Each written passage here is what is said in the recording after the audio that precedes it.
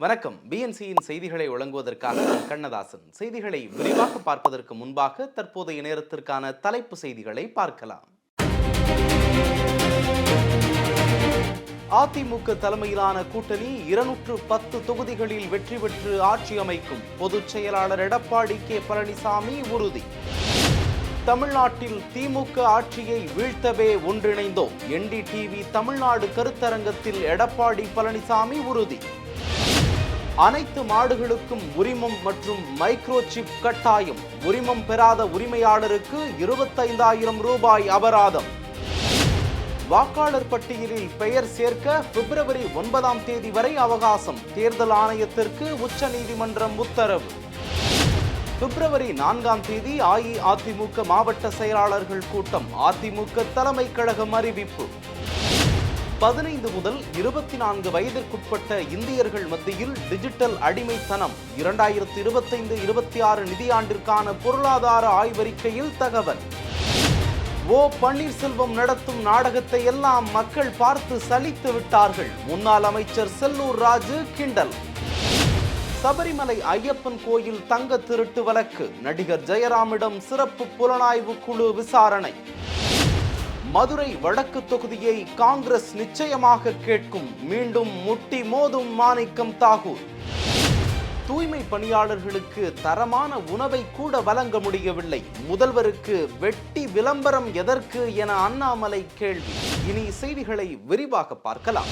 தமிழ்நாட்டில் வரும் சட்டசபை தேர்தலில் அதிமுக தலைமையிலான கூட்டணி 210 இடங்களில் வெற்றி பெற்று ஆட்சி அமைக்கும் என்று அதிமுக பொதுச் செயலாளர் எடப்பாடி கே பழனிசாமி உறுதியாக தெரிவித்துள்ளார். என்டிடிவி தமிழ்நாடு கருத்தரங்கத்தில் பேசிய அவர், கூட்டணி அமைக்கப்பட்ட போதே அமித்ஷா அவர்கள் யார் தலைமையிலான கூட்டணி என்று உறுதியாக தெரிவித்து விட்டார் என்றும், மக்களுக்குள் கூட்டணி குறித்த குழப்பத்தை ஏற்படுத்தக்கூடாது என்றும் தெரிவித்தார். அதிமுக தலைமையில் அமைந்துள்ள கூட்டணியை அரசியல் காழ்ப்புணர்ச்சியால் திமுக பொய் செய்திகளை பரப்பி வருவதாகவும் தெரிவித்தார். தமிழ்நாட்டில் திமுக ஆட்சியை வீழ்த்தி மீண்டும் அம்மா ஆட்சியை கொண்டு வர வேண்டும் என்பதற்காக மீண்டும் ஒன்று சேர்ந்துள்ளதாக அதிமுக பொதுச் செயலாளர் எடப்பாடி கே பழனிசாமி தெரிவித்துள்ளார். என்டிடிவி கருத்தரங்கத்தில் பேசிய எடப்பாடி கே பழனிசாமி, தமிழ்நாட்டில் தினசரியும் கொலை கொள்ளை அதிகரித்துள்ளதாக கூறி திமுக ஆட்சியை வீழ்த்துவதற்காகவே அனைவரும் ஒன்றிணைந்துள்ளதாக கூறினார். திமுக காங்கிரஸ் கூட்டணிதான் சிக்கலில் இருப்பதாகவும் எடப்பாடி கே பழனிசாமி தெரிவித்துள்ளார். தூய்மை பணியாளர்களுக்கு தரமான உணவை கூட வழங்க முடியவில்லை என்றால் எதற்காக வெட்டி விளம்பரங்கள் என்று பாஜக தேசிய செயற்குழு உறுப்பினர் அண்ணாமலை கேள்வி எழுப்பியுள்ளார். தூய்மை பணியாளர்களுக்கு வழங்கப்படும் உணவு தரமற்றதாக இருக்கிறது என்றும், திருநெல்வேலியில் தூய்மை பணியாளர்களுக்கு வழங்கப்படும் தரமற்ற உணவு குறித்த வீடியோவை பதிவிட்டு பாஜக தேசிய குழு உறுப்பினரும் முன்னாள் மாநில தலைவருமான அண்ணாமலை திமுக அரசுக்கு தனது கண்டனத்தை பதிவிட்டுள்ளார். இந்த தரமற்ற உணவை தரக்கூட அவர்களை வெகுநேரம் காத்திருக்க வைத்தே வழங்குகிறது திமுக அரசு என்றும் அண்ணாமலை குற்றம் சாட்டியுள்ளார். சென்னையில் அனைத்து மாடுகளுக்கும் உரிமம் மற்றும் மைக்ரோசிப் கட்டாயம் என சென்னை மாநகராட்சி அறிவித்துள்ளது. சென்னை மாநகராட்சி பகுதிகளில் பொது இடங்களில் மாடுகளின் நடமாட்டம் அதிகமாக இருப்பதால் விபத்துகள் ஏற்படுவது வழக்கமாகி வருகிறது. சென்னையில் அனைத்து மாடுகளுக்கும் உரிமம் பெற வேண்டும் என்றும், உரிமம் வழங்கப்படும் மாடுகளுக்கு மைக்ரோசிப் பொருத்துவது கட்டாயம் எனவும் சென்னை மாநகராட்சி மன்ற கூட்டத்தில் முடிவு செய்யப்பட்டுள்ளது.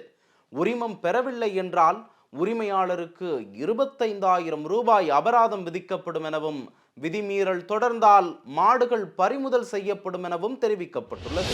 தமிழ்நாட்டில் வாக்காளர் பட்டியலில் பெயர் சேர்க்க பிப்ரவரி 9ஆம் தேதி வரை அவகாசம் நீட்டிக்கப்பட்டுள்ளது.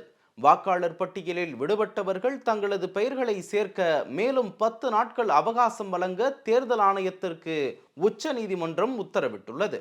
திமுக சார்பில் உச்சநீதிமன்றத்தில் தாக்கல் செய்யப்பட்ட மனு மீது இந்த உத்தரவு பிறப்பிக்கப்பட்டுள்ளது. அஇஅதிமுக மாவட்ட செயலாளர்கள் கூட்டம் பிப்ரவரி 4ஆம் தேதி நடைபெற உள்ளது. இது தொடர்பாக பொதுச் செயலாளர் எடப்பாடி கே பழனிசாமி வெளியிட்டுள்ள அறிக்கையில், சென்னை ராயப்பேட்டையில் உள்ள எம்ஜிஆர் மாளிகையில் அதிமுக மாவட்ட செயலாளர்கள் கூட்டம் நடைபெறும் என அறிவிக்கப்பட்டுள்ளது. 15 முதல் 24 வயதுக்குட்பட்ட இந்தியர்கள் மத்தியில் அதிகரித்த சமூக ஊடகங்களின் அதீத பயன்பாடுகளால் மனச்சோர்வு, தூக்கமின்மை, கவலை மற்றும் தாழ்வு மனப்பான்மையை உருவாக்குவதாக பொருளாதார ஆய்வறிக்கை எச்சரித்துள்ளது. மத்திய அரசு வெளியிட்டுள்ள 2025-26 நிதியாண்டிற்கான பொருளாதார ஆய்வறிக்கையில் சமூக வலைதளம் மற்றும் ஆன்லைன் கேமிங் அடிமைத்தனம் என்பது வளர்ந்து வரும் ஒரு பொது சுகாதார கவலை என்று வகைப்படுத்தப்பட்டுள்ளது.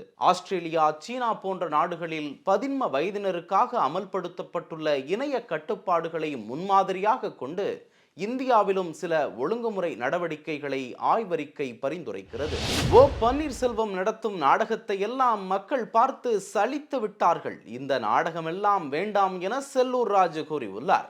மதுரையில் செய்தியாளர்களிடம் பேசிய செல்லூர் ராஜு, திமுக போல தோல்வி கண்ட கட்சி கிடையாது என்றும், தொண்டர்களுக்கு கடிதம் எழுதியதன் மூலம் கட்சியை வளர்த்தவர் கருணாநிதி என்றும் கூறினார். கூட்டணி இல்லாமல் இதுவரை திமுக வெற்றி பெறவில்லை என்றும் செல்லூர் ராஜு தெரிவித்தார். சபரிமலை ஐயப்பன் கோவில் தங்க திருட்டு வழக்கில் நடிகர் ஜெயராமிடம் அடுக்கடுக்கான கேள்விகளை முன்வைத்த சிறப்பு புலனாய்வு குழு அவரது வாக்குமூலத்தை பதிவு செய்துள்ளது. தங்க கவசங்களில் இருந்த தங்கம் சென்னைக்கு கொண்டு வரப்பட்ட போது நடிகர் ஜெயராமின் வீட்டில் வைத்து அவை பூஜை செய்யப்பட்டதாகவும் தகவல் வெளியானது. மேலும் இந்த வழக்கில் முக்கிய குற்றவாளியாக கருதப்படும் உன்னிகிருஷ்ணன் போத்தி என்பவருடன் ஜெயராம் நீண்ட நாட்கள் தொடர்பில் இருந்ததும் தெரிய வந்துள்ளது. அரசியல் கட்சிகளின் ரோடு ஷோக்களை முறைப்படுத்த தமிழ்நாடு அரசு வெளியிட்ட வழிகாட்டு நெறிமுறைகளை ரத்து செய்ய கோரி தமிழக வெற்றிக் கழகம் சார்பில் சென்னை உயர்நீதிமன்றத்தில் மனு தாக்கல் செய்யப்பட்டுள்ளது. கரூரில் தாவேக சார்பில் நடைபெற்ற மக்கள் சந்திப்பு நிகழ்ச்சியில் ஏற்பட்ட கூட்ட நெரிசலில் சிக்கி 41 பேர் உயிரிழந்தனர்.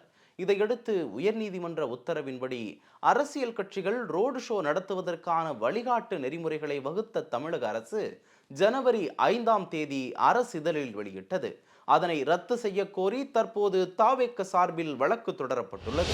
புரட்சி தமிழகம் கட்சியின் தலைவர் ஏர்போர்ட் மூர்த்தி மீது போடப்பட்ட குண்டர் தடுப்பு சட்டத்தை ரத்து செய்து சென்னை உயர்நீதிமன்றம் உத்தரவிட்டுள்ளது. கடந்த 2025ஆம் ஆண்டு ஆகஸ்ட் 6ஆம் தேதி சென்னை மயிலாப்பூரில் உள்ள தமிழ்நாடு காவல்துறை தலைமை இயக்குனர் அலுவலக நுழைவு வாயில் அருகே ஏர்போர்ட் மூர்த்திக்கும் விடுதலை சிறுத்தைகள் கட்சியினர் சிலருக்கும் இடையே மோதல் ஏற்பட்டது.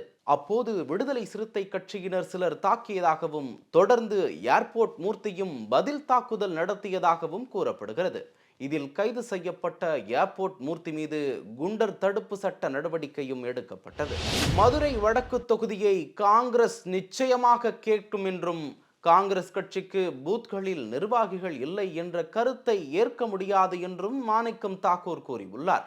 தமிழ்நாட்டில் திமுக காங்கிரஸ் கூட்டணியில் சலசலப்பு நிலவி வருவதாக கூறப்படும் நிலையில் இந்தியா கூட்டணி குறித்து பேசிய மாணிக்கம் தாக்கூர், எங்களை பொறுத்தவரை இந்தியா கூட்டணி என்பது நாடாளுமன்ற தேர்தலுக்காக உருவாக்கப்பட்டதென்றார்.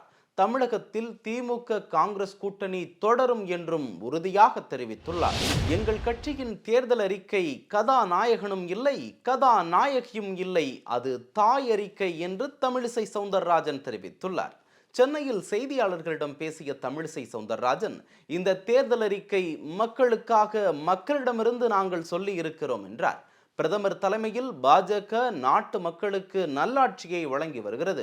அதே போல எங்களது கூட்டணி கட்சிகளான அதிமுக, பாமக, தமாக உள்ளிட்ட அத்தனை கட்சிகளின் துணையோடு நிச்சயம் வெற்றி பெறுவோம் என தெரிவித்துள்ளார். தனியார் மற்றும் அரசு பள்ளிகளில் படிக்கும் மாணவிகளுக்கு மட்கும் தன்மை கொண்ட மாதவிடாய் சானிட்டரி பேட்கள் இலவசமாக வழங்கப்படுவதை அனைத்து மாநில மற்றும் யூனியன் பிரதேச அரசுகள் உறுதி செய்ய வேண்டும் என உச்சநீதிமன்றம் தெரிவித்துள்ளது. இது தொடர்பான வழக்கை விசாரித்த உச்சநீதிமன்றம், மாதவிடாய் ஆரோக்கியம் ஓர் அடிப்படை உரிமை என்றும் அரசியலமைப்பின் 21வது பிரிவின் கீழ் உள்ள வாழ்வதற்கான உரிமையின் ஒரு பகுதி இது என்றும் உச்சநீதிமன்றம் தெரிவித்துள்ளது. இத்துடன் இந்நேரத்திற்கான செய்திகள் நிறைவடைந்தன. அண்மை செய்திகளை உடனுக்குடன் தெரிந்து கொள்ள BNC டைம்ஸ் சேனலுடன் இணைந்திருங்கள். நன்றி.